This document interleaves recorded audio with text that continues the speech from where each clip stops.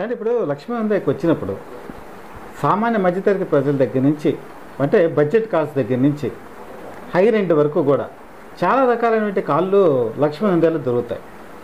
దొరికినప్పుడు ఏంటంటేనండి ఇప్పుడు చాలామంది మీ దగ్గరికి వస్తారు, రకరకాలైనటువంటి వ్యక్తులు మీ దగ్గరికి వస్తుంటారు.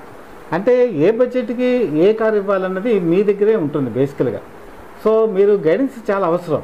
సో మీరు పర్సనల్గా ఎలా ఇన్వాల్వ్ అవుతారు ఈ విషయంలో? మీరు అడిగిన ప్రశ్నకి ఖచ్చితంగా ఈరోజు కారు కొనుక్కోవడము అనేది మనం అంతకు ముందు కూడా చాలాసార్లు గమనించాము.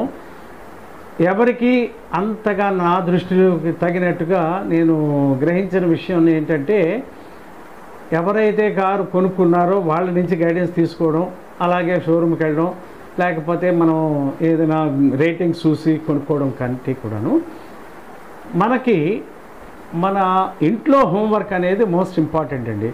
మనకు కావలసిన కార్ ఏంటి, ఏ బడ్జెట్లో కొంటాము, దానికి తగిన ఈఎంఐ షెడ్యూల్ మనం ఎంతవరకు భరించగలము, దానికి సర్వీస్ ఆఫ్టర్ సేల్స్ సర్వీస్ ఎవరు అందించగలుగుతారు, ఇవన్నీ కూడా చాలా మోస్ట్ ఇంపార్టెంట్ ప్రశ్నలండి.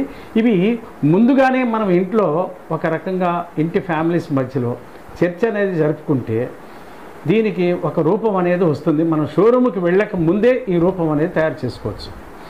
అలాగా ఈ విషయాలన్నీ చర్చించిన తర్వాత మనం లక్ష్మీ హుండాయ్ షోరూమ్ అనేది, హుండాయ్ అనేది వీటన్నిటిలోనూ ప్రథమ స్థానం పొంది ఉంది కాబట్టి ఈ కాంపిటేటివ్ మార్కెట్లో హుండాయ్ కూడా ఇండియన్ మార్కెట్లో మంచి ఆదరణ పొందింది. కాబట్టి దీని విషయంలోకి వచ్చేసరికి మధ్యతరగతి కుటుంబీకులకి దగ్గర నుంచి upper middle class and higher classes తగిన కార్లు అన్నీ ఉంటాయి. కాబట్టి స్టాప్ లాగా ఒకే విధంగా మనం లక్ష్మీ హుండాయికి వెళ్ళొచ్చు.